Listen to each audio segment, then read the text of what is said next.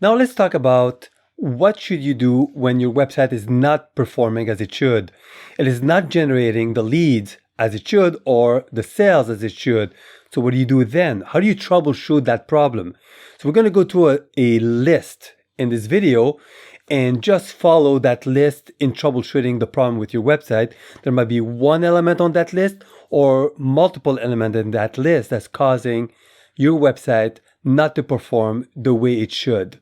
But this list covers 99.9% of the reasons why a website does not perform. So if you go through that list, you're most likely going to solve your problem.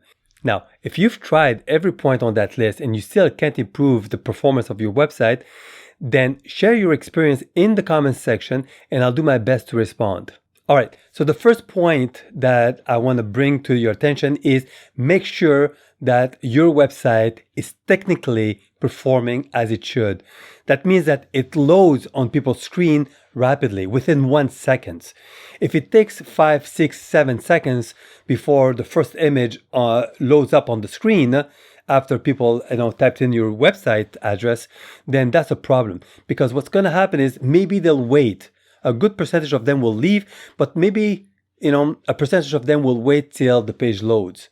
But if they have to wait 4 or 5 seconds every time they click on a link to see another page on your website, they're going to get impatient and they're going to leave. And so what you want to make sure is that the page loads up within 1 second or less.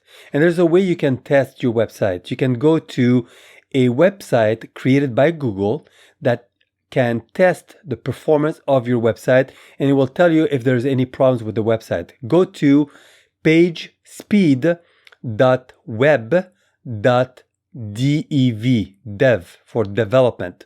So it's pagespeed.web.dev and type in the form field, in that little search field, your website address, and it will analyze your website and tells you what the problem is with it.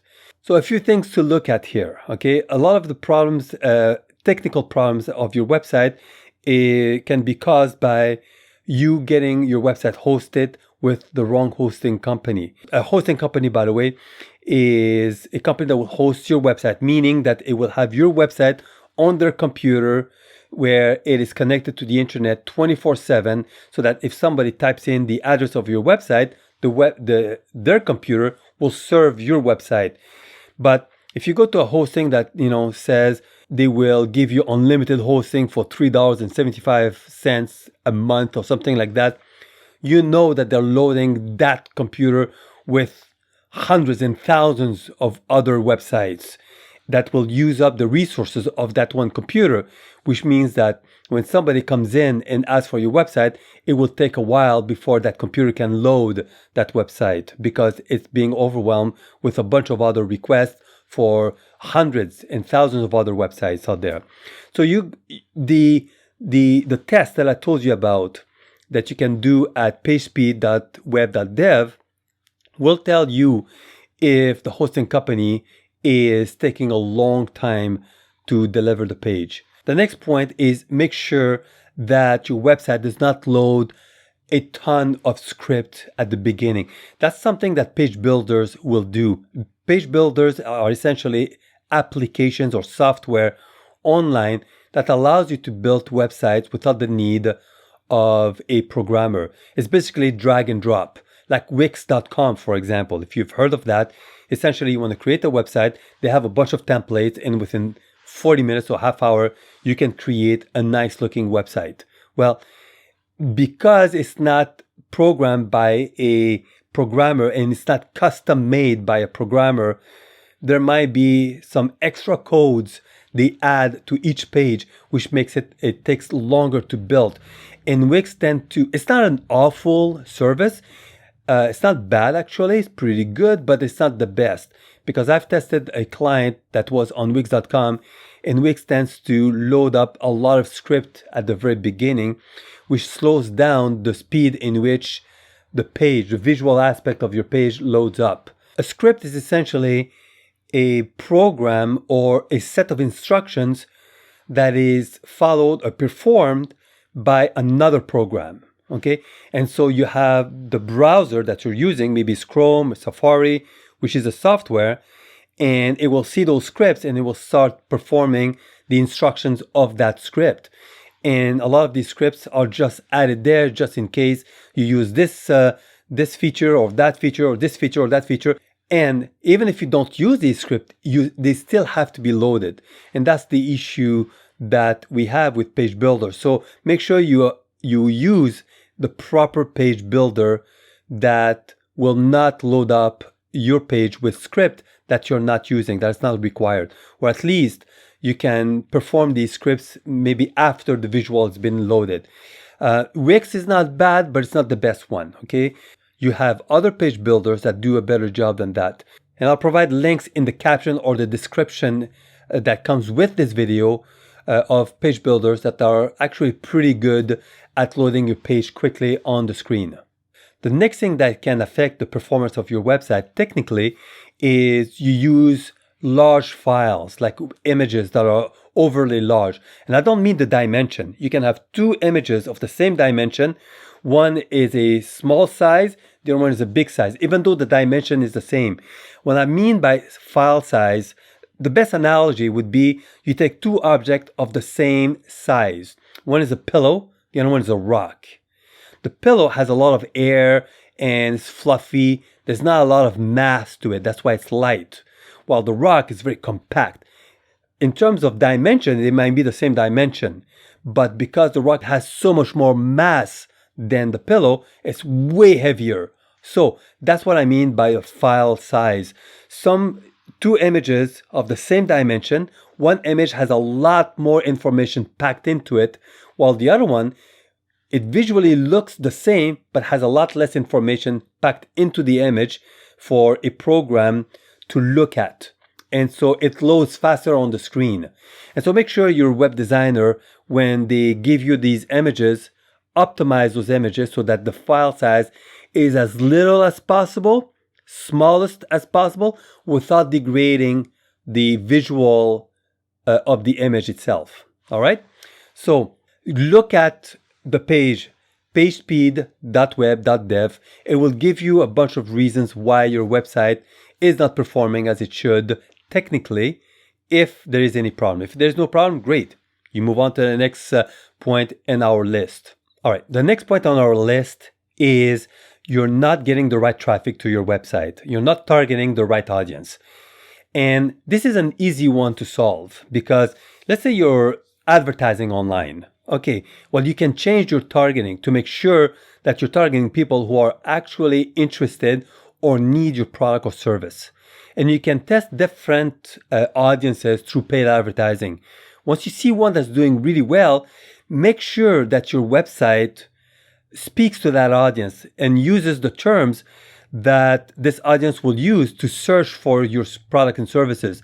And that's because if you use the right terms and make sure you put them in the codes of your website, specific strategic places on your code, and on the copy, in the copy of your website, then you will start ranking in the search results of Google and other search engine for these terms that you know your audience is using to search for your products and services.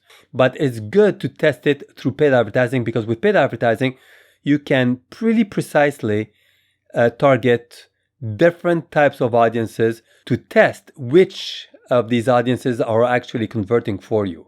The next point on our list is the marketing message on your website or in your ad is wrong. Once you've determined which audience you're going to target, you have to write your marketing message for that particular audience. Actually, most services and products have multiple audiences. And so when you write for, let's say, the homepage, you got to appeal to a lot of these audiences, to most of your audiences. And then you can create pages that will appeal to specific audiences. Now, I am going to define what an audience is so that you understand what that is.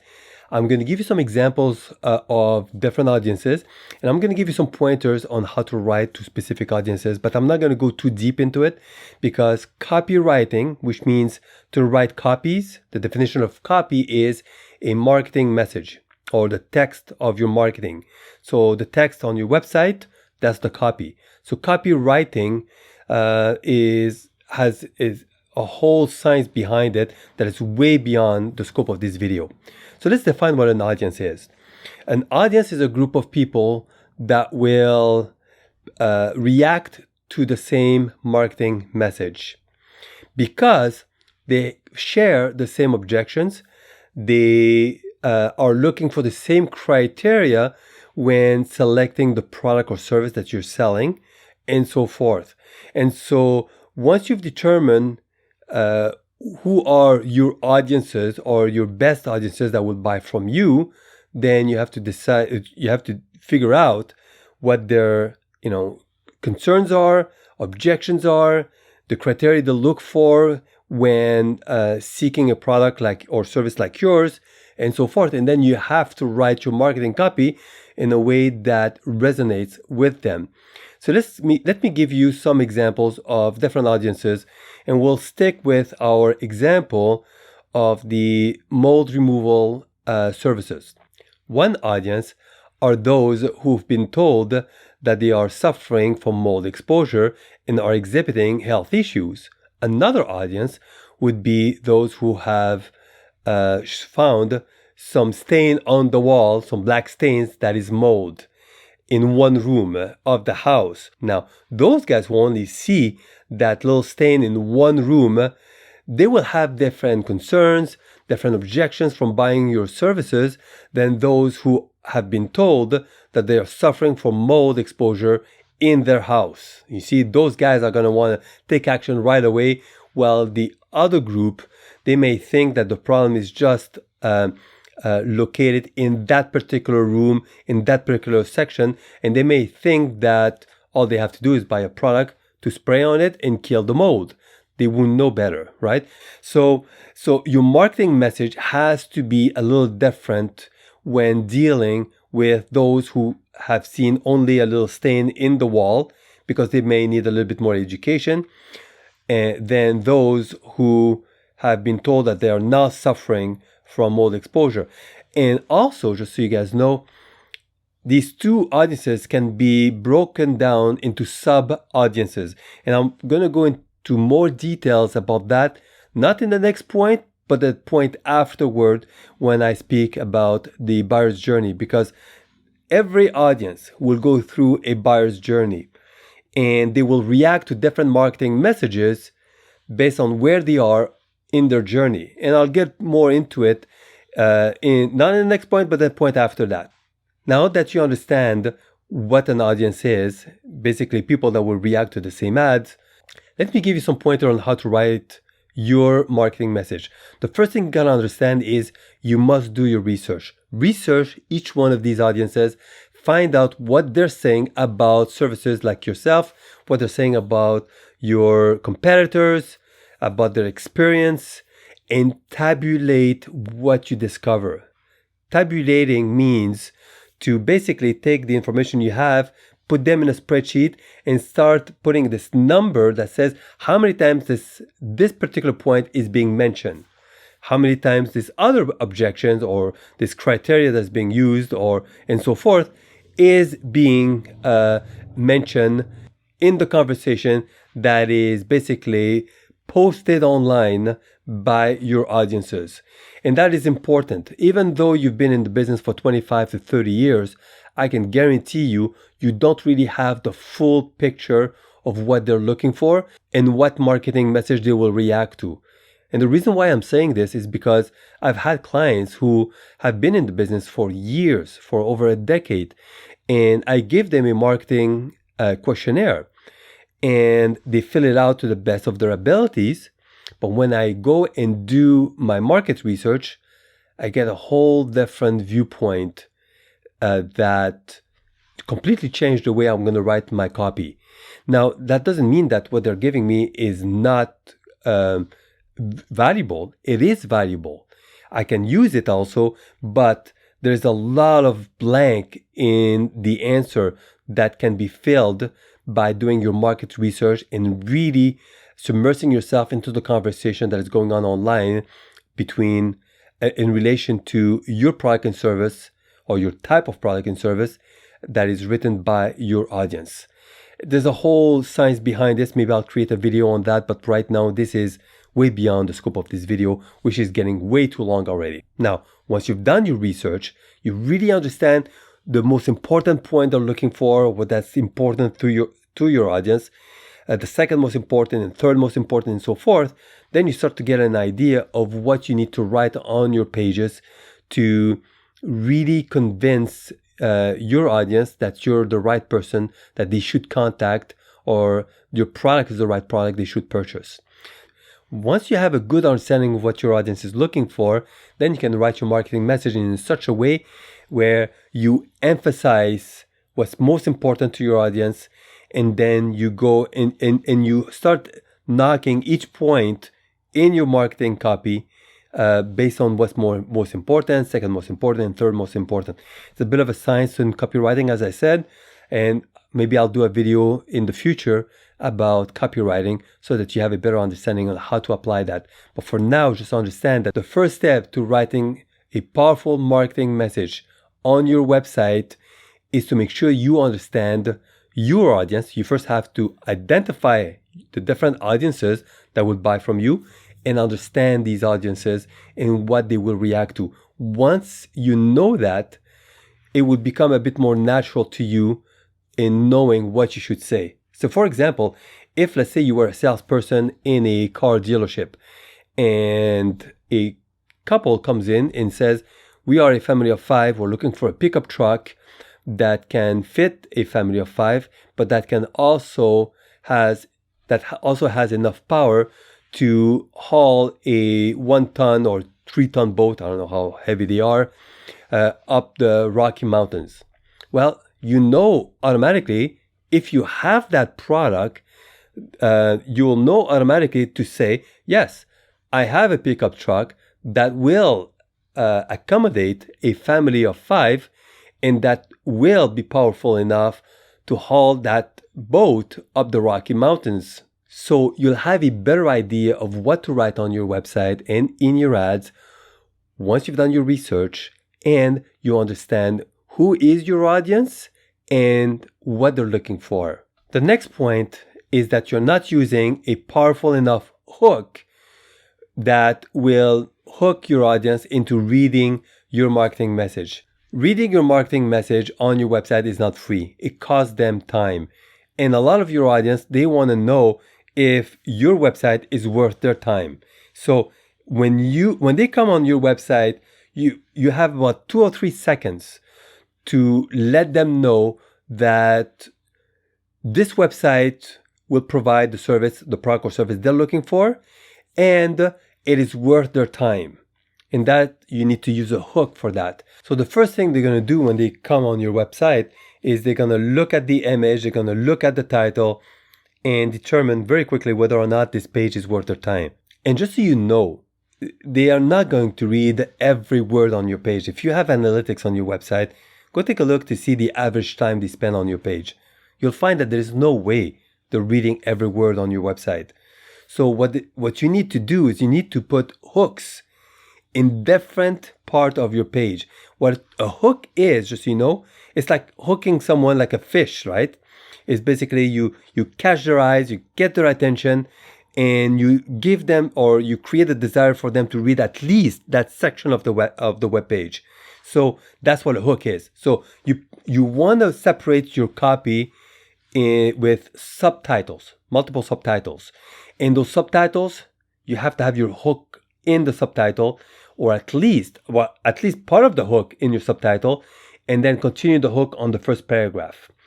Your action is basically to grab their attention, hook them, interest them, and then deliver your marketing message. And that's how you create each section of your web page.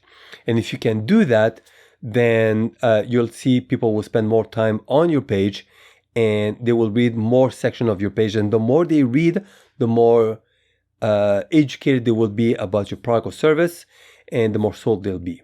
The next point is understanding your customer's buying journey. So what do I mean by that? It doesn't matter if they're going to buy chocolate or they're going to build a new house. Okay, they're going to start first by being aware of a problem that they want to resolve, and then they're going to go through a journey until they're ready to make a decision. Okay, so let's define what that journey looks like for most buyers. It may be different based on the services you provide, but usually that's how it is. First, they're aware of a problem or something, that an issue, right?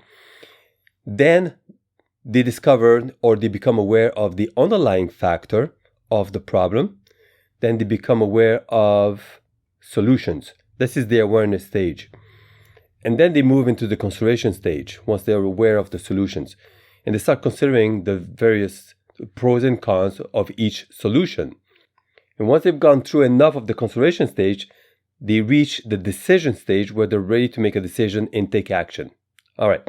So now, how does that look like when you're selling a chocolate bar? Well, first of all, they're going to have a sugar craving.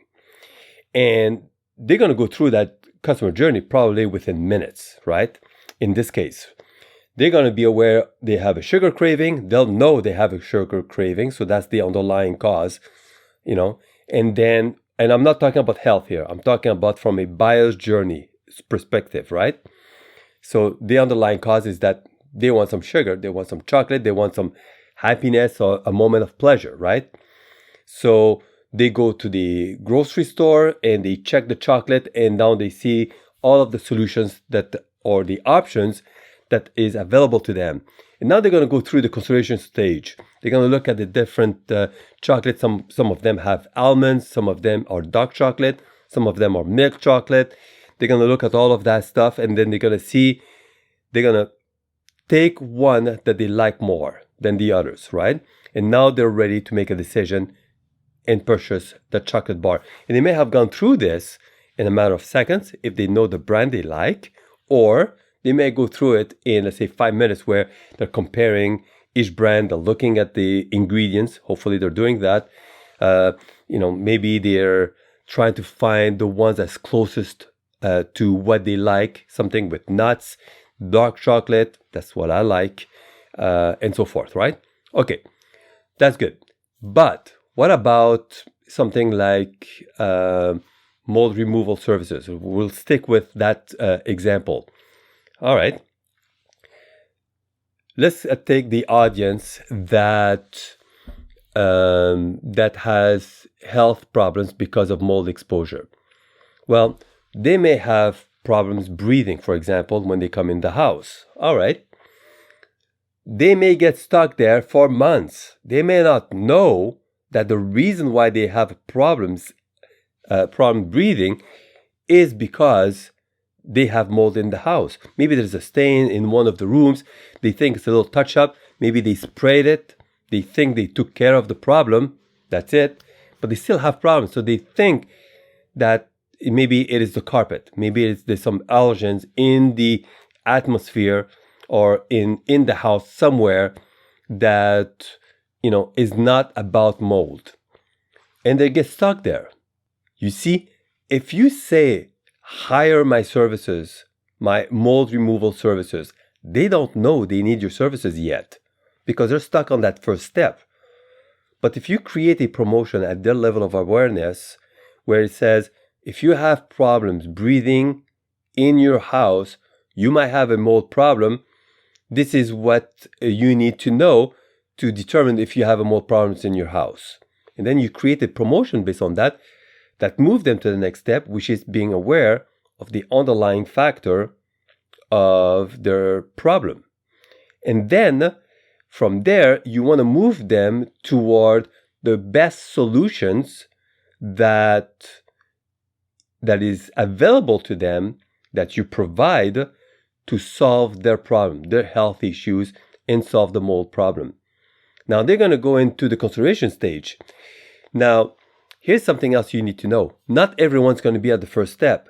There's going to be people in that audience of having or suffering of mold exposure. You see, you have this audience of people that are suffering from mold exposure, but even that audience can be broken into different sub-audiences. People are at the beginning of their awareness stage, right? And they're going to just respond to promotion that is at their awareness level. Some people are already in the consideration stage. They already know they're suffering from mold exposure. Maybe they went to see a doctor. They already know that the problem is mold. They already understand that there are some solutions available to them. But because they only see a little spot, maybe they think that they're gonna buy, they can solve the problem by just spraying a little thing to that on that mold, maybe some bleach, and that'll be it. Okay, so they're going into the consideration stage where they're looking at the different solutions that is available to them. One of them is to spray. Another one is to hire a mold removal services. Maybe there's some other solutions that they're reading about, right? And so you want to create some content that is useful to them, that explains why your services is the safest way to solve their health issues and solve the mold problem. You see? Now, so you need some promotion for people that are in the consideration stage. You need some promotion for people that are in the awareness stage. And then for sure you have some promotion for people that are in the decision stage, because everyone is promoting to that person. If you look at a funnel, okay, most people are probably in the awareness stage, and then you have a certain percentage that moved to the consideration stage, and then you have the breadcrumbs at the bottom, my palm hand here, where they're ready to make a decision, and they haven't yet been snatched up by the competition. And everyone is advertising to this person, hire my services, hire my services, hire my services. And they wonder why is this such a small percentage of people that are actually taking action when they launch their ad campaign. Or they wonder why it is so expensive. It's because everyone is targeting this person. It's a lot cheaper to target people higher up or earlier in the buying journey. So that is what the buyer journey is.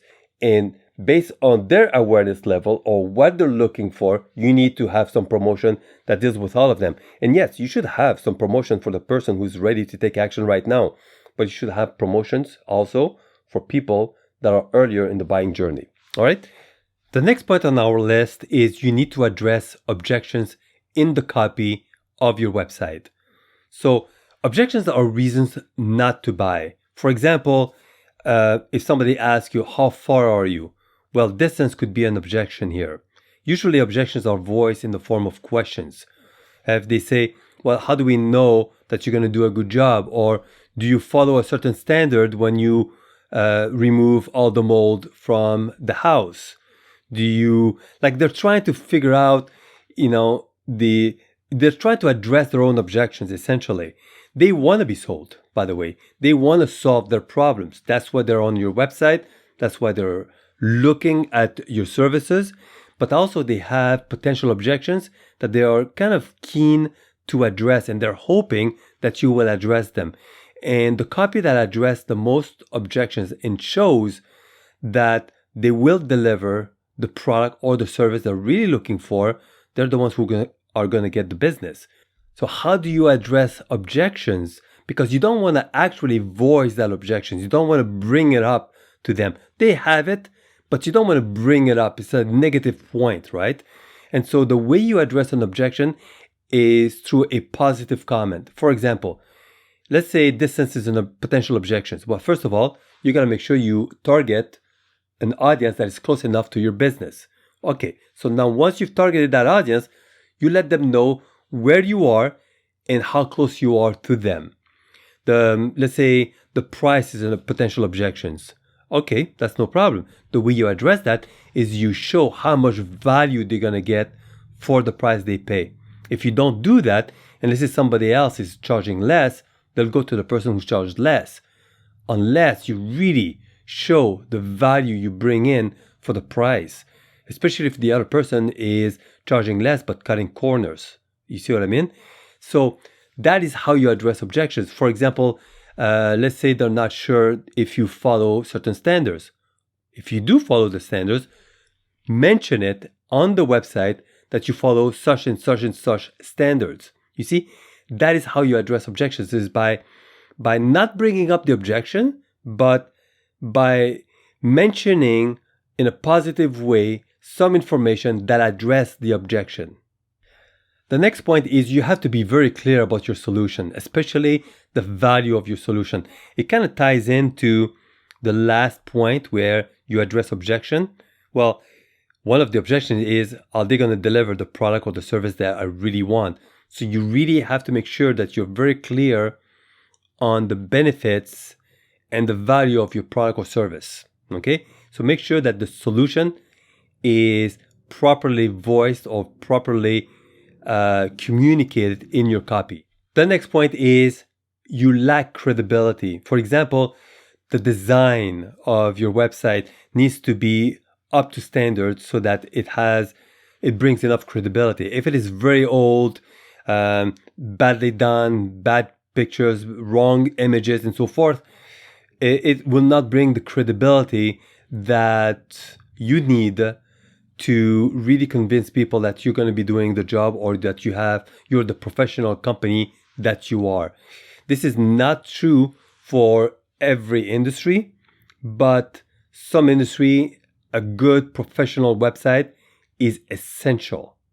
In some other situations, it may not matter as much, but it would help if you had an attractive, compelling website, because art is one way of delivering your marketing message. It's one thing to write your marketing message, but having art, making sure that it is appealing, it kind of helps convey that message or helps convince people to actually read your marketing message. Another thing to bring credibility is you show your credentials and add whatever other credibility elements that your viewers or your readers need to see to convince them that you're the right person or you have the right product. For example, if you're a doctor, you might want to put your doctor's credentials. If you are in a specialized industry that requires some credentials, show them, okay? The next step is you may need to create easier baby steps to get people to take that first step. This is true for if you sell high-ticket items like, services that may cost hundreds of dollars or thousands of dollars, or even if you sell products on the e-commerce where you cannot really demonstrate the benefit of your product. I'll give you an example of that. I have a client who sells cinnamon almonds, caramel pecans, and all kinds of flavored nuts, right? And the people that buy his products, they're not looking for broccoli. Caramel pecans, you're looking for sweets. You're looking for a moment of pleasure. And so his competitive advantage is it's all natural, okay? He doesn't have any artificial ingredients and very simple ingredients. But, oh boy, his product is good. In fact, he just won the Good Food Award winner in the confectionery department for 2023. And when he had a store in the mall where people could walk, they could smell the smell, and he would give them free samples to try, he would get the sales. He was one of the most successful store in the mall. But selling online was something else, because how do you demonstrate that your product, which is all natural, and we know that all natural products are not always the tastiest products, right? How do you prove that your stuff will be as tasty as other products that you can buy probably from the store? It's a lot more difficult to prove. And he has some pretty unique flavors. So how do you do that? And you might need to provide an offer they just can't refuse for first-time buyers to actually make it an easier step or give them the incentive to take that first step and try your product. The good thing about him is once they try it, they come back and buy more. Okay, so if you're, for example, selling something that is going to cost like tens of thousands of dollars, try to see if you have introductory services that you can provide that will get people to say, well, you know what, this is a very low risk or a no risk way of trying their services. For example, somebody that I know who does custom closet. Well, he's going to provide a free design for the client where they're actually going to design the closet for them for free. They can see the product, they can see what they're going to get from it, and they do that for free with no obligation. Well, that's an easy step. So he gets these leads that way, And when they see they have something they like, then they hire them to do the work.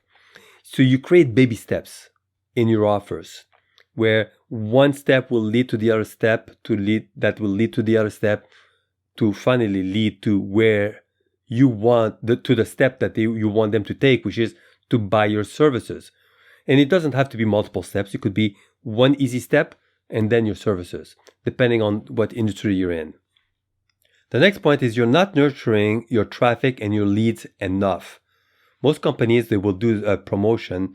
They put an ad out there and they expect the sale to happen on the first visit. But that rarely happens. And so one way of nurturing a relationship with your website traffic, is to launch a remarketing campaign where they see your first ad, they come and visit your web page. And if they spend a certain amount of time on your page, it shows some interest there.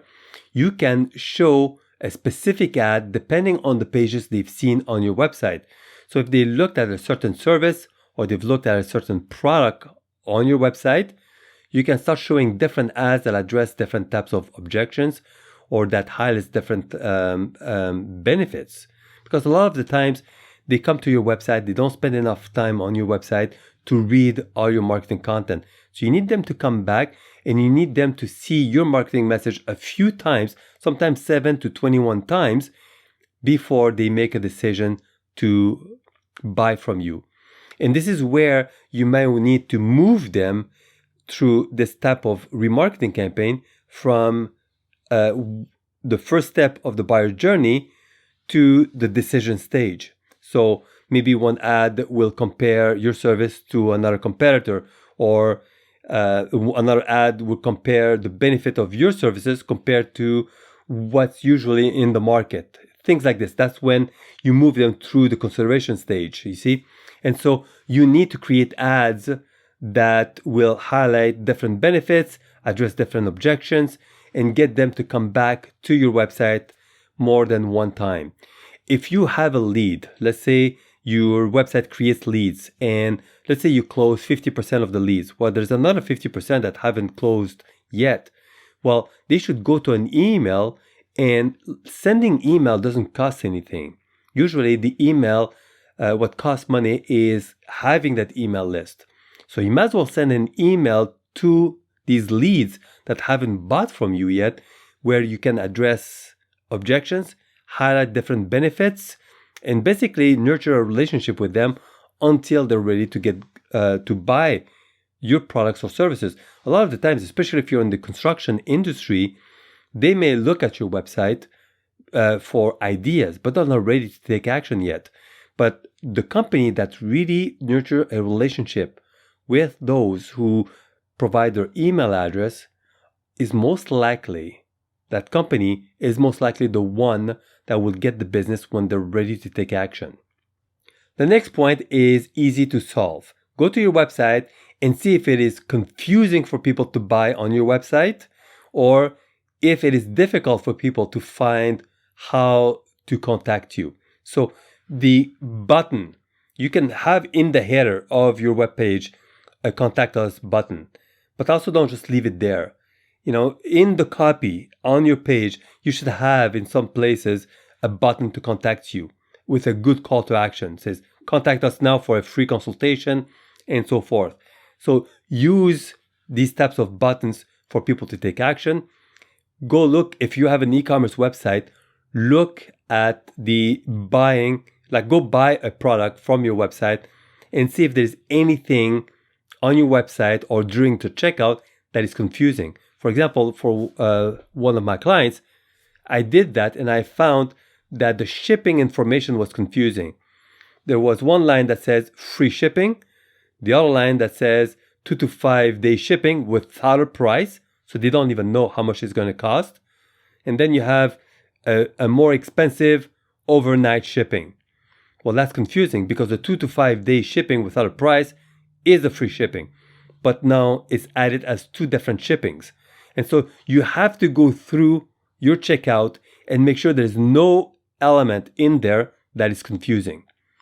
So make sure that it's easy for people to contact you. They don't have to look for a way to contact you. And 2, Make sure there's no confusion or there's nothing there that creates an objection or that is confusing. That's it. This is the full list that I look at when I want to improve the performance of a website. I hope it helps you. And by the way, we provide a free strategy session where we can look at your website, we can look at your ad campaigns, and tell you what we would do to improve the performance of your marketing and the performance of your website.